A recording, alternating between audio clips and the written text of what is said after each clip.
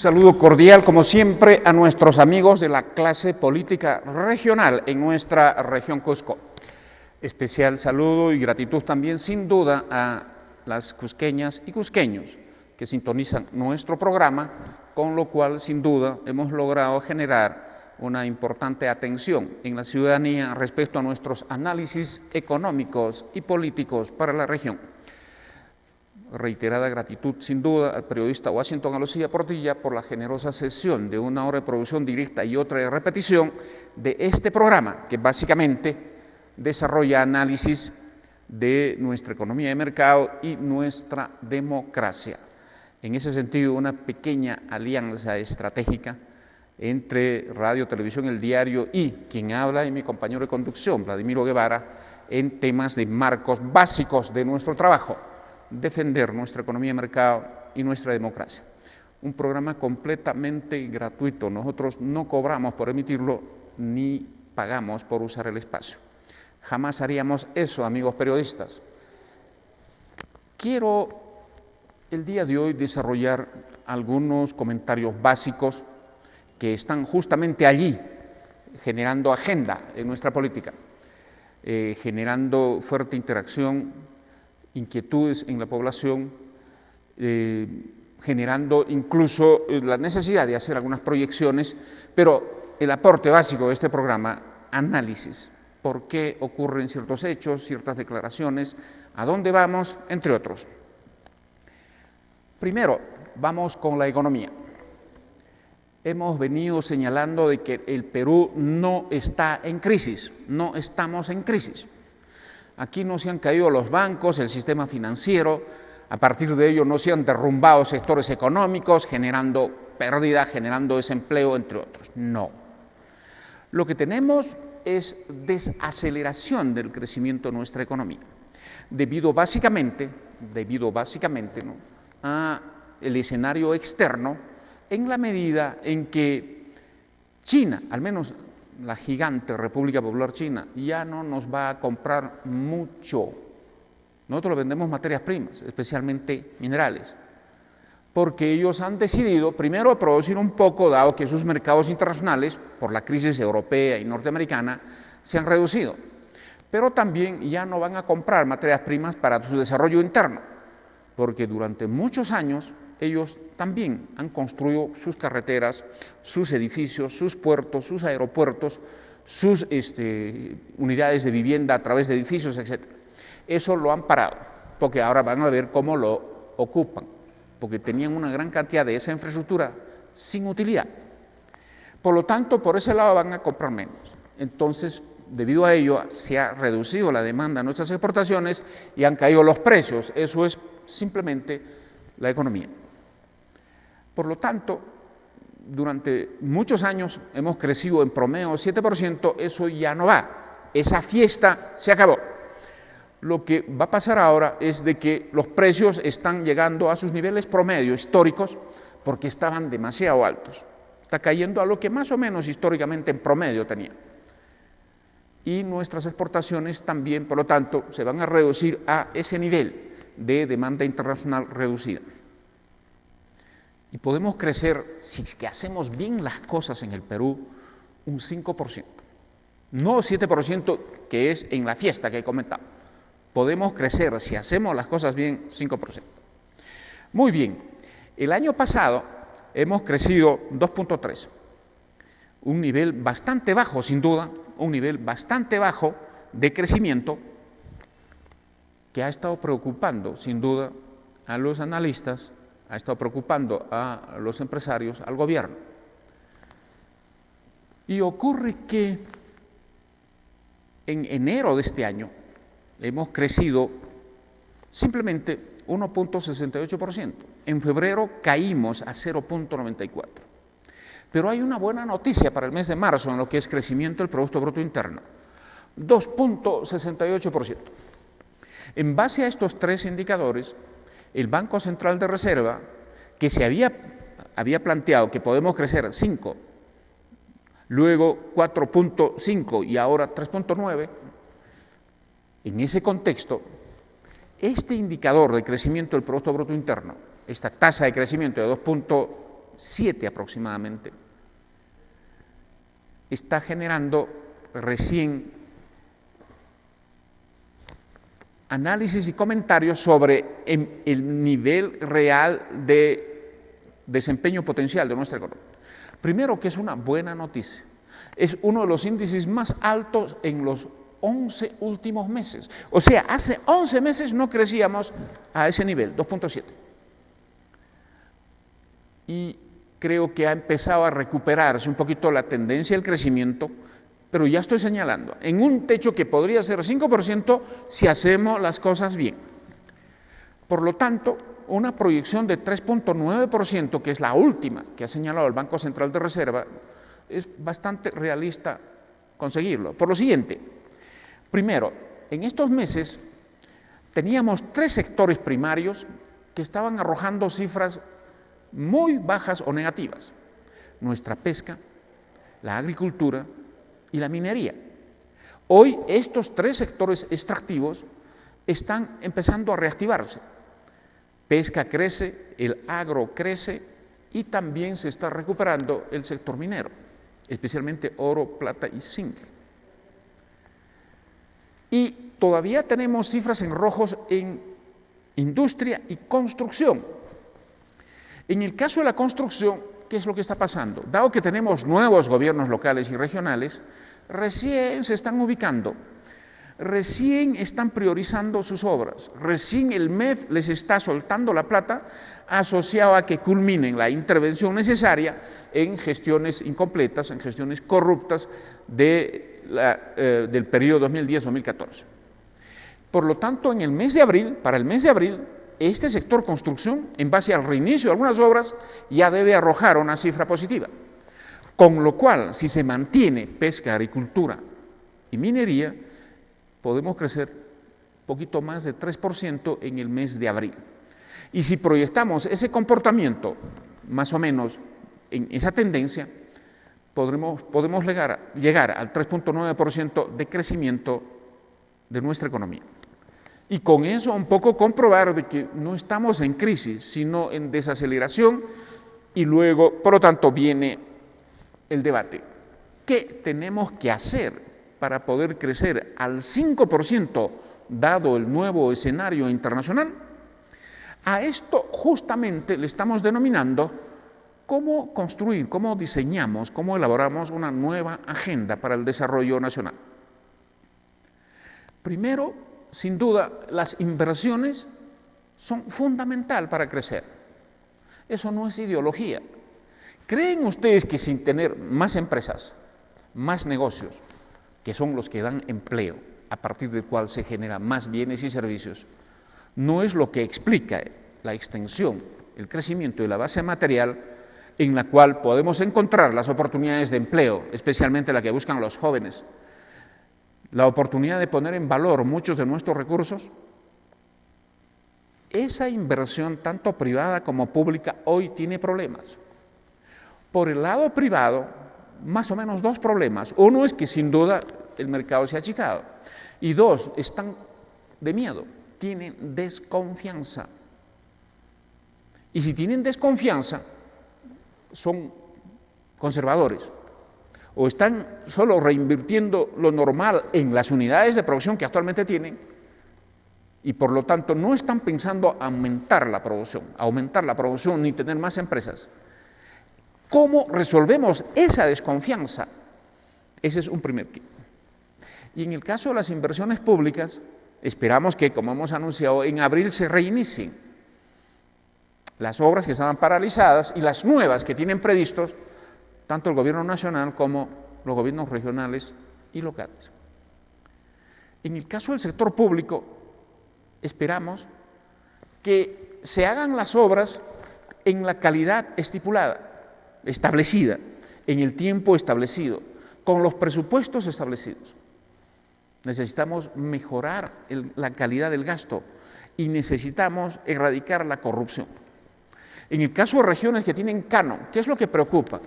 Primero, que no gastan todo, y lo poco que gastan lo hacen mal y una parte se lo están robando. ¿Cómo logramos que gasten más? Mejor si gastan todo lo previsto de ingresos para el año. que esas obras sean de calidad y que no haya corrupción. Eso impacta en el crecimiento económico. Miren las agendas: resolver miedo, expectativas negativas, mejorar la calidad del gasto y la transparencia y aumentar la capacidad de gastar. Esas cosas son componentes de nuestra nueva agenda del desarrollo. Pero hay otros temas fundamentales si queremos tener un crecimiento sostenido, que ojalá llegase a ese 5% para el año 2015. Necesitamos que las empresas mejoren su productividad y necesitamos que el Estado mejore la capacidad competitiva del país. El tema de la productividad en el caso de los empresarios es de qué manera producen más y mejor, de qué manera mejoran la calidad, de qué manera usando los mismos recursos producen más y mejor. Esa es la tendencia en el mundo. La revolución científico-tecnológica está ayudando en eso, pero sin duda, dado que son problemas de largo plazo, ese sector empresarial e inversionista lo que quiere es claridad, confianza, estabilidad en ese largo plazo. Eso es una tarea de nuestra clase política, es una tarea del gobierno y la oposición. Y con este gobierno de Ollantumala eso no se está logrando. Todo lo contrario, cada día es una gran decepción. Y por el lado de mejorar la competitividad, es la tarea del Estado. Por favor, cerremos la brecha de infraestructura, de servicios básicos. En este país no tenemos la cantidad necesaria todavía de carreteras, puertos, aeropuertos, electrificación, agua, comunicaciones. Y tenemos graves problemas en el lado de la educación.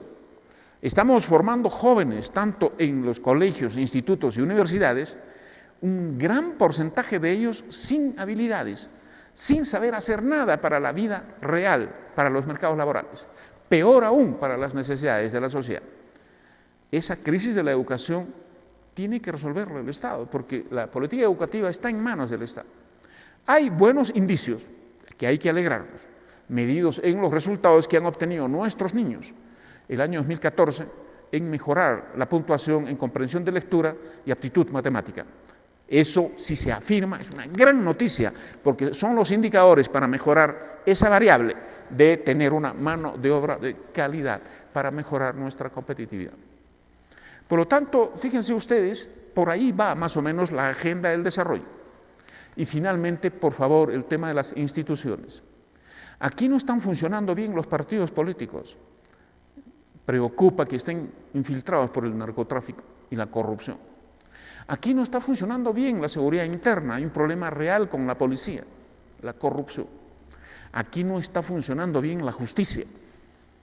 Seguimos con el problema en la justicia, muy dependientes del poder público y también muy infiltrados por la corrupción. Porque un inversionista no solo quiere que en el país existan condiciones para la inversión, tecnología, buena mano de obra, buena infraestructura, buenos puertos, garantías a los contratos, sino también requiere que cuando le roben, la policía resuelve el problema y el juez sentencia a los corruptos o ladrones.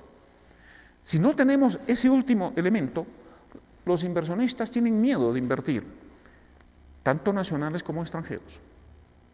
Y en este tema de la inversión extranjera es donde vamos a hacer también un comentario muy especial sobre las oportunidades que de manera natural tiene el Perú para jalar inversiones, grandes inversiones extranjeras. Y ese es justamente el caso de la minería, el caso de hidrocarburos, y ojalá también lo sea para el caso de seguir buscando gas natural en nuestro país.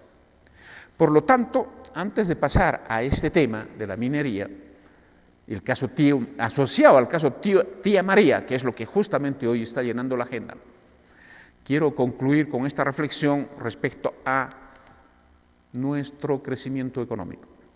No estamos en crisis. Parecieran que hay señales en las que ya podemos crecer a los niveles potenciales dado nuestras circunstancias. Y hoy más que nunca hablemos de esa agenda o nueva agenda del desarrollo para evaluar si al menos el gobierno está cumpliendo o no con desarrollar su responsabilidad para poder tener el crecimiento potencial que nos permitiría el nuevo escenario económico internacional. una posibilidad de crecer al 5%, que es la proyección que está estableciendo el Banco Central de Reserva para el año 2015. Estaremos atentos a la cifra que viene para abril, donde esperamos se confirme este proceso de normalización del crecimiento de nuestra economía asociado al nuevo contexto. Con esto paso rápidamente a comentar el tema Tía María, porque hoy tenemos importantes elementos para discutirlo, para entenderlo. Un primer aspecto que es bueno recordar, porque no es de desconocimiento de la gente, de la población, de los políticos. Todos los países viven de lo que Dios les ha dado y viven de lo que históricamente sus sociedades han acumulado. Lo que Dios nos ha dado son recursos naturales. Y lo que las sociedades históricamente han acumulado son capacidades productivas, habilidades productivas, convivencia pacífica, convivencia democrática, visiones de largo plazo, visiones compartidas. En el tema de los recursos naturales, todos los países los ponen en valor. ¿Creen ustedes que el mundo arábico existiría sin poner en valor su petróleo? ¿Creen que Australia y Canadá existirían con un nivel de desarrollo que son de primer mundo sin poner en valor sus recursos naturales, especialmente forestales? ¿Creen ustedes que Venezuela, aun cuando se derrocha su petróleo, sería una realidad si a la base no tiene justamente la explotación abundante de ese recurso? ¿Creen ustedes que Argentina sería el granero de alimentos en el mundo si no tuviera esas pampas aptas para la agricultura y que más tecnología moderna significa una gran capacidad de producción de alimentos para el mundo? Si eso es así, ¿por qué el Perú, que básicamente es minero, por qué no va a seguir poniendo en valor sus recursos? Desde los incas sabemos que se explotan las minas. ¿Dónde está el pecado? ¿Cuál es el problema? Asociado a las preocupaciones de la puesta en valor de la minería, el petróleo, etc., sabemos que estos últimos años se han hecho muy ruidosos preocupaciones de carácter ambiental, y son correctas. Nadie va a aceptar que sigamos explotando, poniendo valor nuestros recursos, en condiciones atentatorias al medio ambiente, a la salud de la población. Eso es lo que hace, por ejemplo, por favor, la minería ilegal. Y este país tiene reglas de juego importantes, medioambientales, tributarios, laborales, para las empresas y de manera específica para el sector extractivo y especialmente la minería. Y todos sabemos que hay procedimientos para poner en valor nuestros recursos vía la inversión en condiciones formales. Las concesiones, los estudios de impacto ambiental, la evaluación de los mismos y la licencia social. No en las condiciones que estamos viendo en Conga o en Tía María. Ahí tenemos que discutir un poquito. Es cierto que la población tiene que participar, pero con información cierta. No hay que mentirles, no hay que inquietarlos, no hay que estafarlos en términos de preocupación, en términos de información. Y esto es lo que viene hoy, un primer tema que debe quedar claro es eso. Los amigos de izquierda que tiran piedras en Conga, tiran piedras en Tía María, ¿creen ustedes que tiran piedra en Bolivia, a la minería boliviana? ¿Que tiran piedra al petróleo venezolano?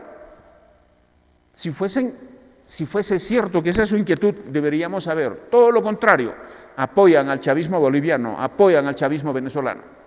Allí sí, ¿creen que el petróleo no contamina? ¿Creen que la minería boliviana no impacta? ¿Dónde está la coherencia para ver si efectivamente tienen un punto de vista preocupante, integral, debatible? En ese escenario queda claro actitudes políticas, ideologizadas, estrategias electorales e incluso estrategias económicas.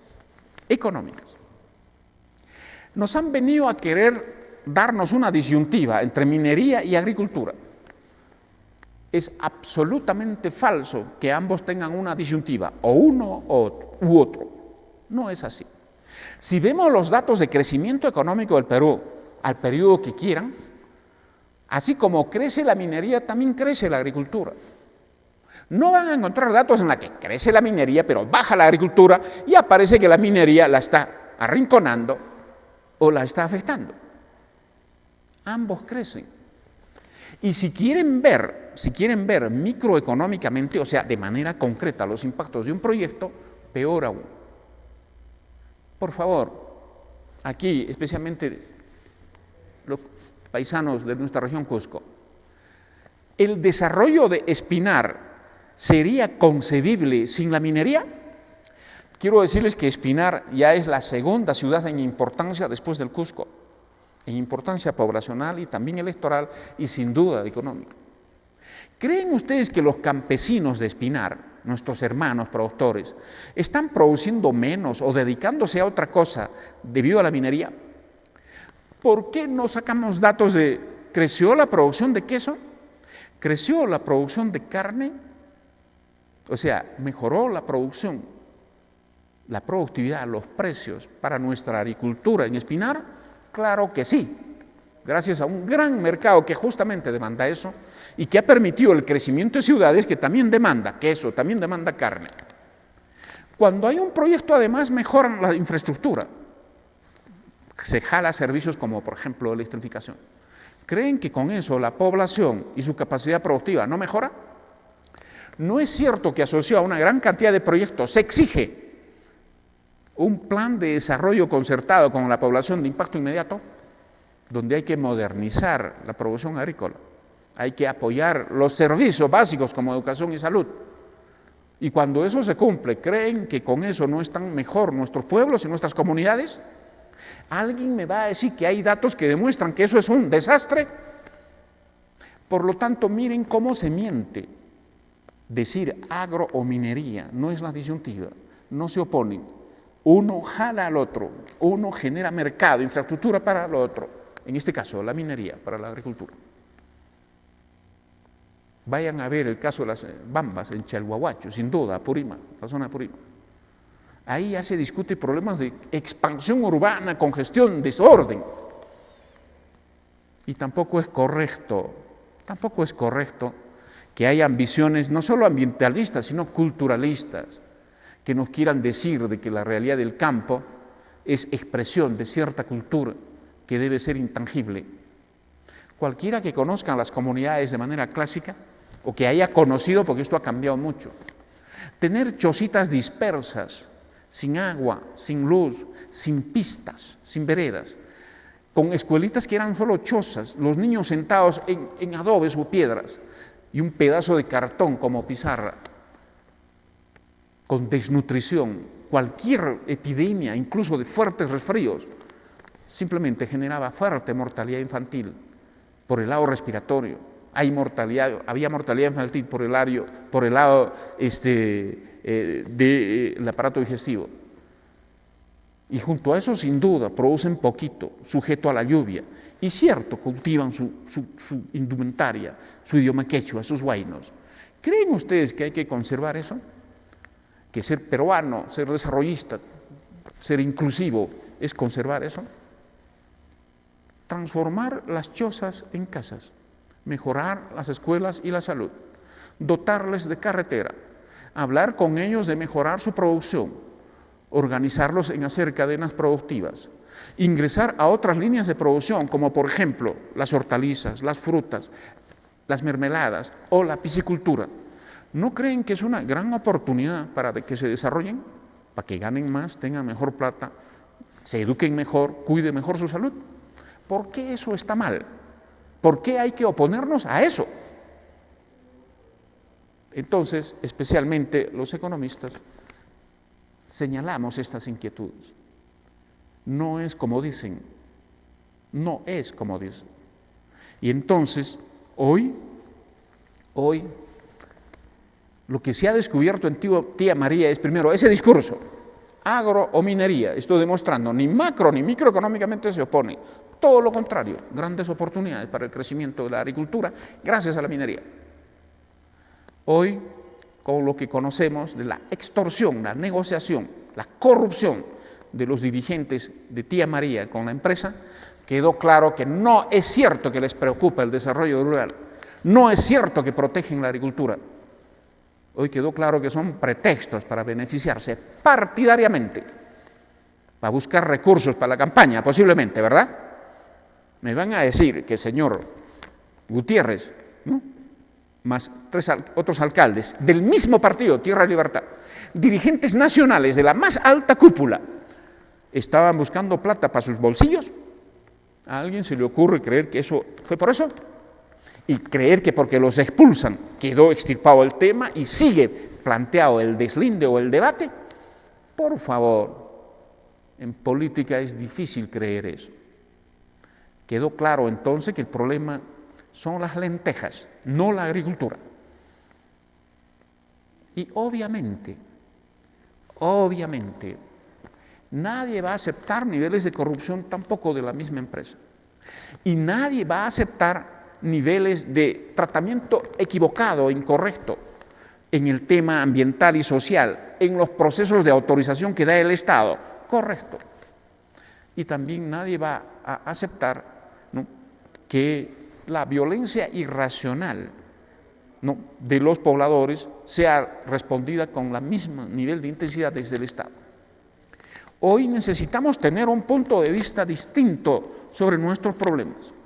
Primero, afirmar la verdad, la información, lo comprobable, lo históricamente verificable.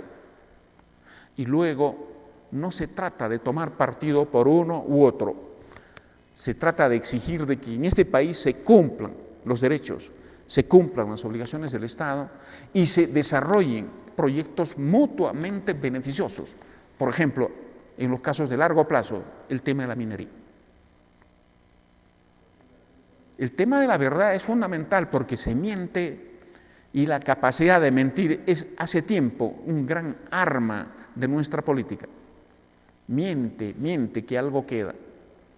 Es bien fácil decir cosas que son falsas de una persona, de un proceso o de una actividad. Porque luego de que se lanzan ya no es fácil limpiarlo, ya no es fácil aclararlo. Así es el juego de la política. Ese es el papel poderoso que tiene la información, para aclarar o para poner dudas, inquietudes. En el caso de Tía María, que ya llegó al nivel en que el gobierno tiene que estableció estado de emergencia, es bueno, necesario plantear propuestas. Y qué bien, Absalón Vázquez Villanueva está planteando de que allí se retomen las mesas de diálogo, se vuelva a revisar el estudio de impacto ambiental, pero con una comisión y una mesa creíble, donde esté la población, donde esté el gobierno y donde se escuchen los argumentos. Y que el debate sea técnico, que se discuta un programa de desarrollo a largo plazo, que es lo correcto.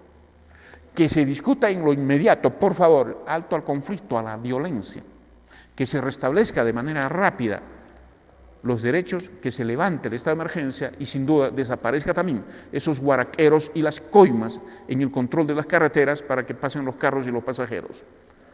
Esa propuesta me parece un poco integral. Eso esperamos de la clase política.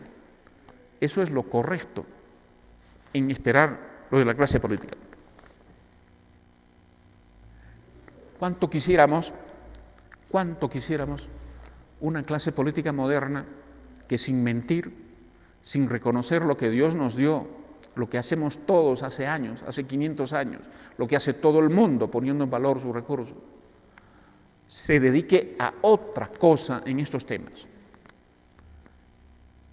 Qué bueno sería, por ejemplo, saber de que la población aledaña a ciertos proyectos está discutiendo desarrollo a largo plazo, sustentabilidad, modernización de su agricultura, está discutiendo desarrollo de su infraestructura y su competitividad, está formando cadenas productivas y exigiendo al gobierno y exigiendo a las empresas recursos viables, sostenibles. Y muy bien, qué bueno sería unos paros, por eso sería otro modelo. Allí sí gana la población, ganamos todos. Y allí sí mostrar la incapacidad del gobierno, por ejemplo, de orientar recursos que vienen desde el Cano. Y ahí sería bueno, por ejemplo, ver los tacaños que pueden ser algunas empresas, ¿no?, que se resisten a reconocer de que tiene que haber inversión social asociada a la inversión productiva. El día que tengamos esa clase política, lo que vamos a tener como resultado son grandes logros, grandes conquistas para nuestra población. Hace tiempo nosotros estamos en esa línea de trabajo. Eso es servir a la población. Sin duda, qué bueno sería que desde esas luchas también se descubra y se denuncia desde el campo popular la corrupción, los negociados, tipo las lentejas de Tierra y Libertad. Yo me acuerdo cuando mis paisanos de Canchis y especialmente de Combapata luchaban contra el proyecto Salcapucara, nunca sabían discutir el lado técnico porque tenían un problema real de fondo que muy poco se ha tratado. La corrupción se acusaba, tenían inquietudes de cierta componente de corrupción de sectores inversionistas con ciertos sectores de la clase política y no les gustaba eso, Muy poco se ha hablado de eso sin duda, pero a veces en los conflictos muy poco se conoce los problemas de fondo, Hoy, por lo tanto, este tipo de conflictos que malogran el país, le hacen daño al país, necesitan otra mirada, necesitan otro enfoque, necesitan otra visión y sin duda para eso necesita un cambio y modernización de nuestra clase política, desde el alcalde de un distrito y las organizaciones vecinales hasta nuestros gobiernos regionales y los organismos de segundo grado, de nuestros productores, de nuestras ligas y redes de organizaciones populares. Con esto doy pase a una breve interrupción del programa y volvemos con análisis políticos para la región. Pausa y volvemos aquí en Poder y Desarrollo Regional.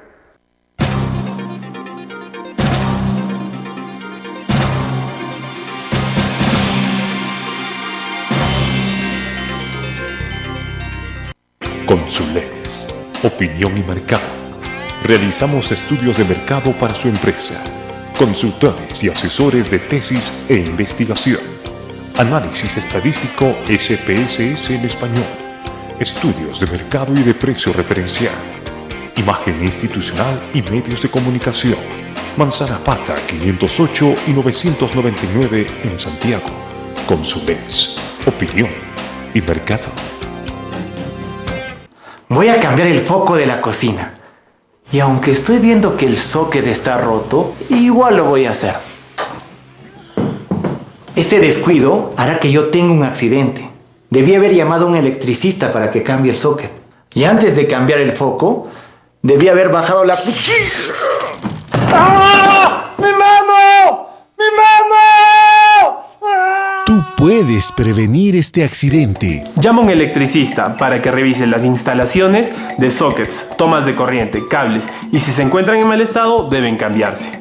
Si por algún electrodoméstico te pasa electricidad o sus cables están en mal estado, llévalos a reparar. Nunca conectes varios artefactos a un solo tomacorriente o extensión. Jamás uses artefactos con las manos o pies mojados. No electrices ventanas, rejas o puertas de tu domicilio. Las duchas eléctricas deben tener termomagnético y deben estar conectadas a tierra. Para mayor información, llama al electrofono y consulta nuestra web. Electrosureste, más que energía. Un sismo puede ocurrir en cualquier momento. ¿Estás preparado? Participa en el simulacro por sismo a nivel nacional. Viernes 29 de mayo a las 3 de la tarde. Defensa Civil, tarea de todos.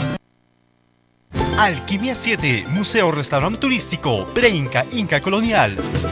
presenta Show de Cocina en Vivo por Joel Tello Vilches, El Gurú Andino, Cocina Gourmet, Bioenergética, Eloy Auca. Todos los días podrán disfrutar de alpaca alquimia en salsa de saúco flameada con pisco, ceviche con leche de tigre, lomo saltado, trucha en salsa de los dioses, cuy al horno, arroz con mariscos, pastas hechas en casa y una gran variedad de platos. Y en los postres, salud y placer inca, dulce amada, milagritos. Además, la fiesta del pisco. Reservas 084 63 62 35 948 9899 31 RPC 994 817667 Avenida Amazonas sin número Pizza, pasando el primer grifo. Buffet variado 30 nuevos soles. Realizamos eventos empresariales e institucionales. Alquimia 7, Museo Restaurante Turístico.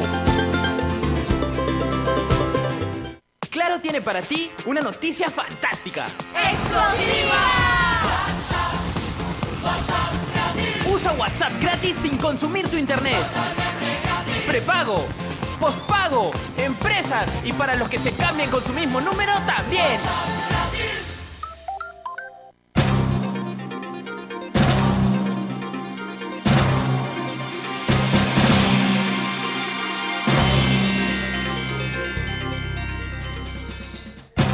Continuamos con nuestros análisis. Quiero ser un poquito extenso mientras los minutos nos permitan en algo que ha conmovido, así prácticamente ha conmocionado a la clase política, y es algunos rumores de que Pedro Pablo Kuczynski estaría pensando aliarse con Patria Roja. Sin duda, en política hay bastantes niveles de análisis, bastantes niveles de manifestación de justamente opiniones, tendencias, sentimientos, resentimientos políticos. Lo bueno es comprender que es complejo y es profundo. Y en ese sentido, la población debe evaluar a sus analistas, a sus comentaristas, cuánto podemos informar y educar asociado a ciertos temas. Voy a intentar dar de manera integral mi punto de vista asociado a este tema de PPK Patria Roja, ¿no?, sobre algunos elementos y complejidad de nuestra política. Primero, que en política hay temas sensibles. Por ejemplo, las alianzas contra natura, las alianzas inviables, las alianzas oportunistas, etcétera, que pueden haber entre los partidos.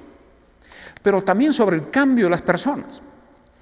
Las personas cambian, algunos líderes cambian. En el tema de los cambios, lo que hay que ver es si hay un cambio de tránsfugas, un cambio que significa transfugismo o cambios que significan conversión. Un cambio en el transfugismo, ser tránsfuga significa que uno tiene una confesión, una fe, una ideología, una política, y se camufla, va, se beneficia, se mete, se infiltra en movimientos de otros colores, pero así visiblemente para beneficiarse, para capturar oportunidades. Todo un oportunista. Y ser converso es distinto, cambiar de fe, de mirada, de visión y actuar en consecuencia. No hacerlo por ser candidato, funcionario o estar capturando algunos beneficios privados, personales, asociados al cambio. En nuestra política tenemos personajes que han cambiado de pelaje y cada vez para aprovecharse. Pero también tenemos escasos casos pequeños, o sea, muy pocos casos de conversos, en algunos casos famosos y mundiales, como Vargas Llosa. Y en otros de muchos exdirigentes, por ejemplo, de izquierda, que han abrazado las corrientes del liberalismo y que con su conducta, su transparencia y su lucidez tienen que demostrar que efectivamente son cambios de confesión, cambios de visión, no son cambios oportunistas ni de aprovechamiento. En este nivel, cuando se dice PPK Patria Roja, sin duda arde, sin duda es escandaloso. Ya lo hemos visto, por favor. Ya lo hemos visto. En las últimas elecciones, Patria Roja ha ido con Acción Popular. Pero entro aquí a un segundo nivel de análisis sobre la política. La política es creativa. En política todo es posible, nada es casual. Pero ¿cómo evaluar entonces cierta alianza, cierta conducta, cierto viraje, sin salirse de los términos políticos? Yo siempre he manifestado que hay una forma de evaluarlo, la eficacia. Si cierta alianza permite lograr los objetivos. Porque si hay alianzas que parecen contra natura, que simplemente llevan a la derrota, esa alianza queda como contra natura, oportunista, detestable. Pero si esas alianzas logran un éxito y el triunfo, se ha pasado a otro escenario y sus actores son vistos de otra manera. De manera histórica, tanto internacional como nacional, son grandes los ejemplos de esas alianzas, entre comillas, contra natura, pero que significaron resultados históricos. Por ejemplo, todos sabemos que la Rusia comunista con Stalin primero pactó con Hitler, un pacto de 3 años, de 1939 a 1942, un pacto previo a la Segunda Guerra Mundial y que se rompió ya para terminar la Segunda Guerra Mundial. A todos les pareció contra natura. Luego Stalin pactó con Estados Unidos para derrotar luego al nazismo. O Estados Unidos pactó, los demócratas del mundo pactaron con los comunistas del mundo para derrotar al nazismo alemán, japonés e italiano. A todo el mundo le podría ser contra natura. Pero esos pactos, en el primer caso, para evitar que se invada Rusia, y en el segundo caso para derrotar la expansión nazifascista, han sido exitosos. Y por lo tanto, desde el punto de vista de la historia, son hechos concretos e históricos. Nadie desaprueba a ninguna de las partes. Otro pacto que conocemos, por favor. Ustedes sabían que el golpe de Pinochet en 1973 tuvo apoyo del Partido Comunista Chino con Mao. El maoísmo y comunismo chino apoyó la dictadura de Pinochet. Porque para los chinos el enemigo no era Estados Unidos, sino Rusia. Rusia. ¿Y por qué la dictadura de Pinochet no fue rápidamente aislada internacionalmente? Porque es cierto que podía tener apoyo de Estados Unidos, pero faltaba algo. Y esa era la presencia de la China comunista. Muy poco se habla de eso. ¿Por qué los chinos apoyaron la dictadura, el golpe y la dictadura de Pinochet? Allí hay alta geopolítica. Los chinos necesitaban también, ¿no?, primero reducir el espacio de los soviéticos en esta disputa por el liderazgo socialista internacional, entre otros. Y quiero señalarles que desde ese entonces China es el destino privilegiado de los minerales de Chile. Por lo tanto, hay una larga data de mercados abiertos para el cobre chileno en China, que empieza con el apoyo a la dictadura y al golpe de Estado de Pinochet. Ahí el problema sería, negocios son negocios. Y beneficioso para China, beneficioso para China. Hemos tenido también, sin duda,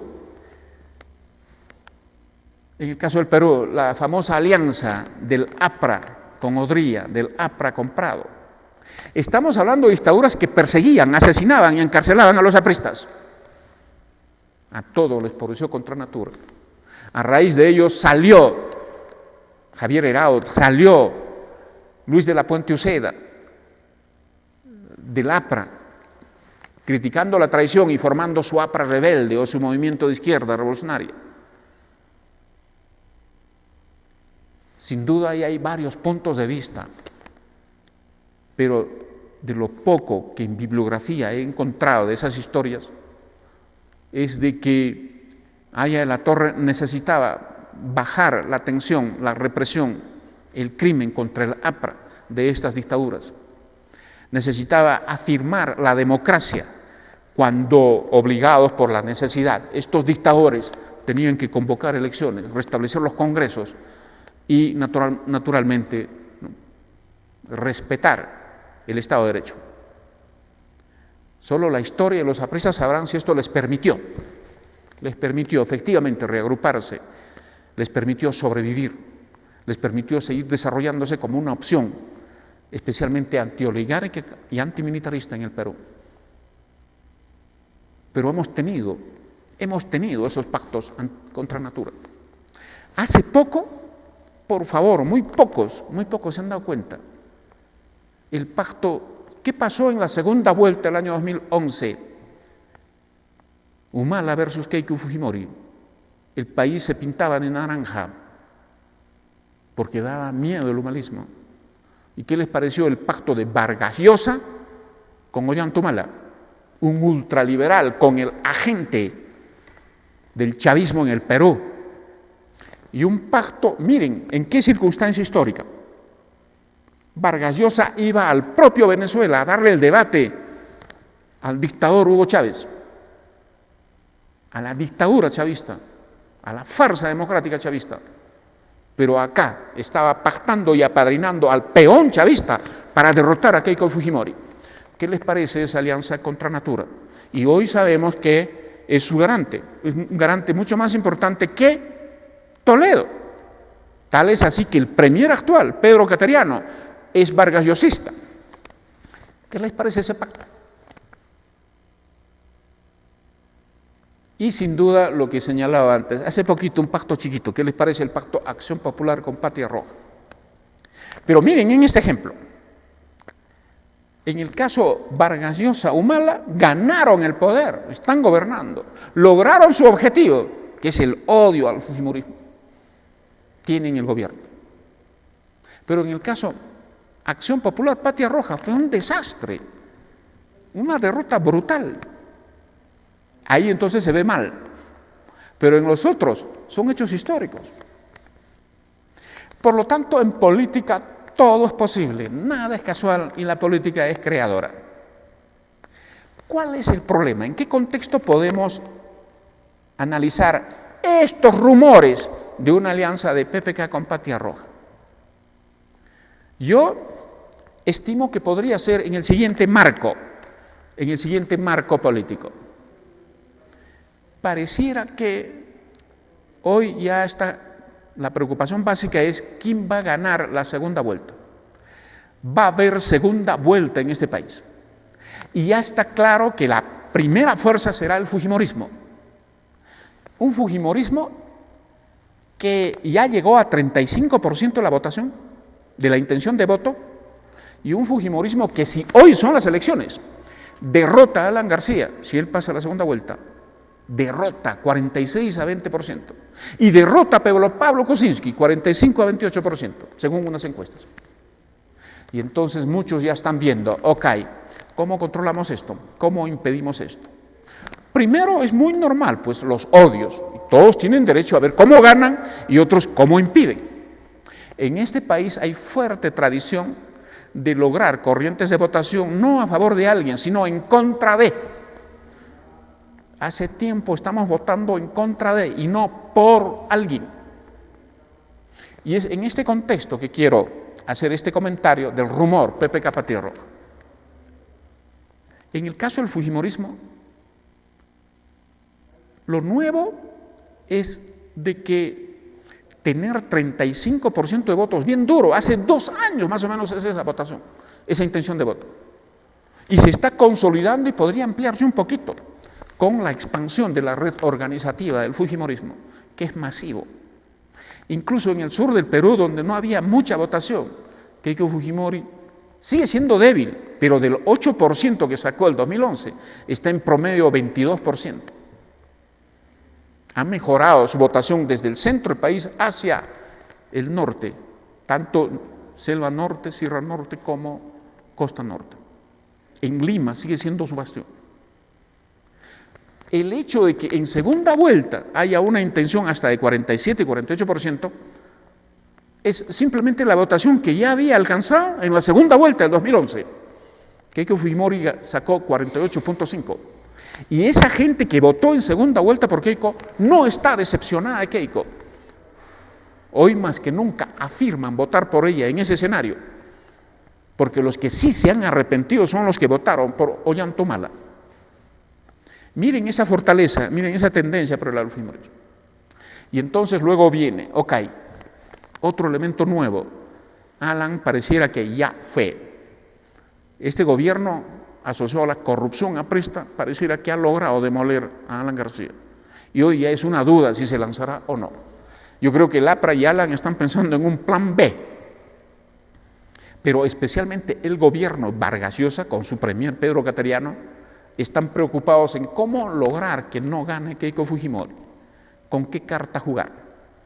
Y cuando se ven los espectros electorales, porque PPK sigue siendo segundo en las encuestas, hay una franja de unos 15 a 20% de voto de izquierda, pero también hay una franja un poco similar, ¿no?, en los partidos denominados de derecha, los chiquitos, PPC, Restauración Nacional, César Acuña, entre otros.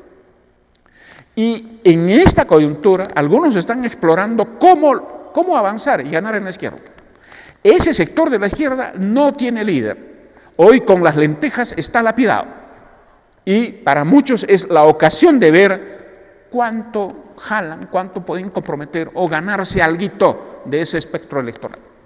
Y en ese espectro electoral, Patria Roja es el grupillo más grande entre los microgrupillos que forman la izquierda. Y sin duda Patria Roja tiene una gran capacidad logística. Logística quiere decir maestros en campaña, estudiantes en campaña. Eso es fuerte logística. Muy bien.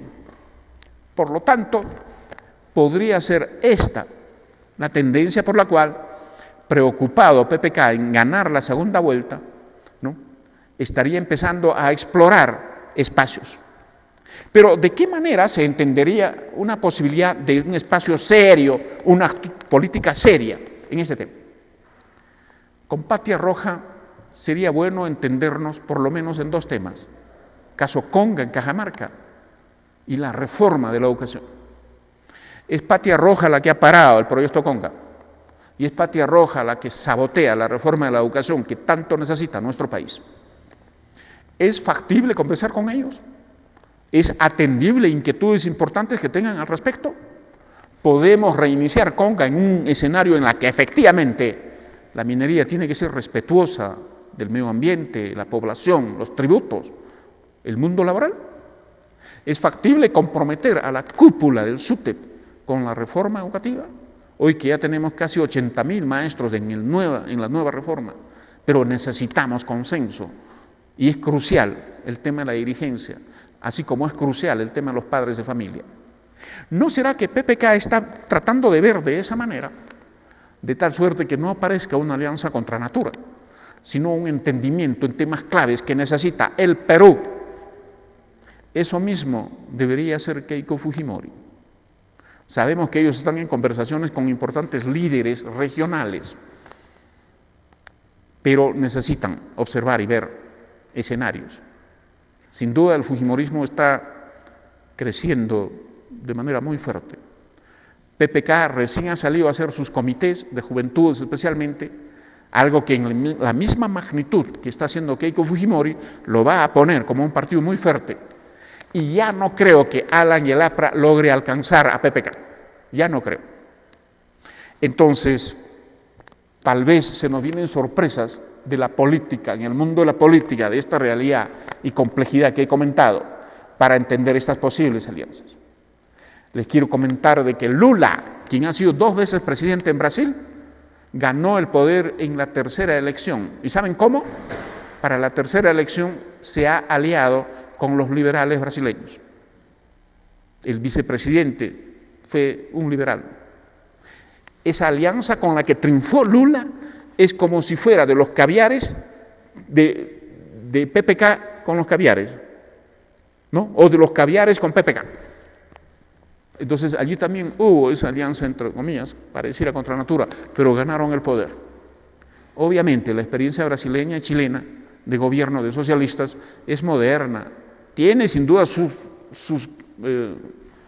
podría decir, ¿no?, sus debilidades, sus limitaciones, que hoy los están hundiendo en la crisis, Pero nadie habló allí de estatizar, de generar odio, de limitar la actividad empresarial o las libertades, ¿no? Y, sin embargo, no basta priorizar la inclusión social y buenas políticas sociales, que es importante. Tenemos que preocuparnos porque la capacidad productiva de largo plazo de un país, su base material, esté garantizada.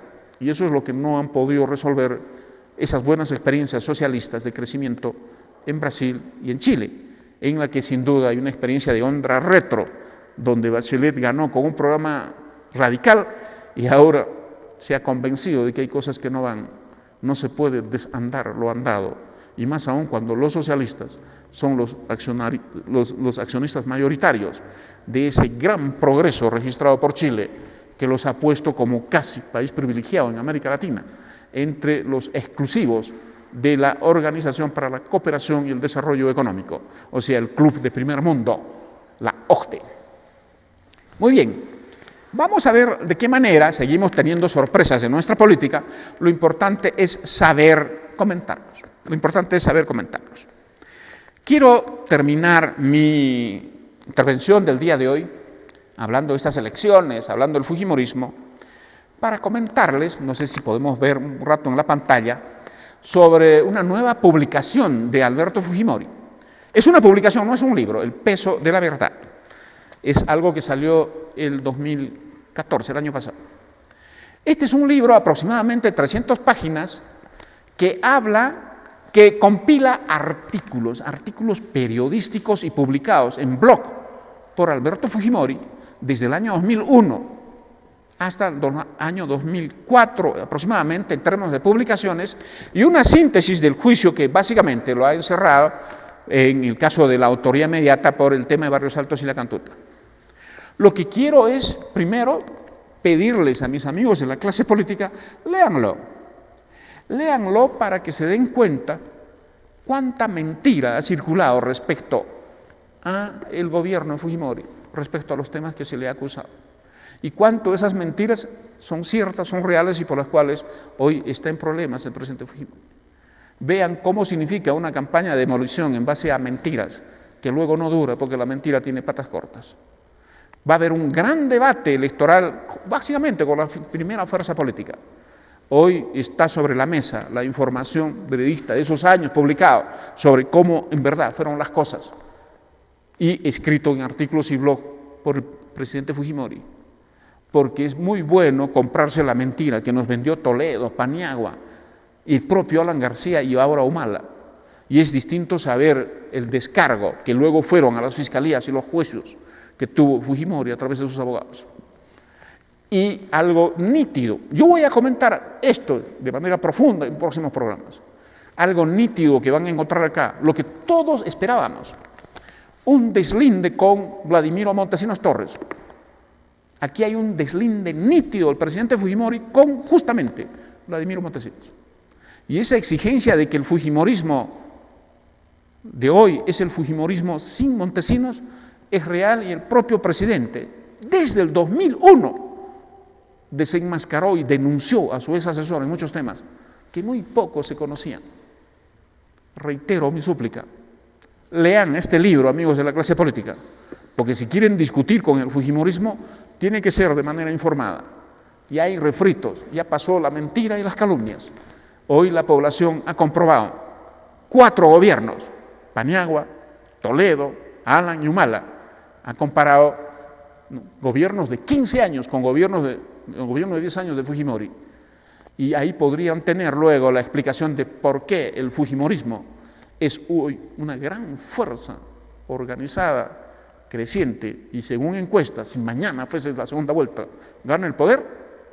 Vamos a seguir comentando al respecto, así como que ojalá salga pronto la publicación de Pedro Pablo Kuczynski, en la que sin duda este es el tema en la que quiero terminar. El fujimorismo avanza en base a resistencia, indignación, recuerdo, pero le falta, por favor, plan de gobierno, propuestas, que es el fuerte de Pedro Pablo Kuczynski, que en cada momento, para cada tema, tiene una propuesta. Ojalá que el fujimorismo pueda formar su comité de plan de gobierno y tener intelectuales que las tiene, que salgan al debate, a la propuesta. nuestra política tiene que ser enriquecedora. Más allá de resistencia, de gratitud, se necesitan también propuestas en el fujimorismo.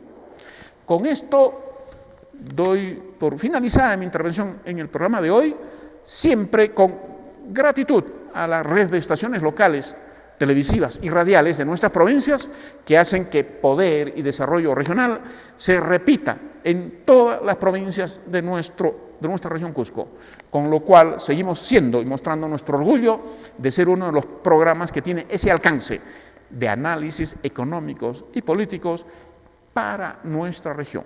Muchísimas gracias y hasta el próximo programa.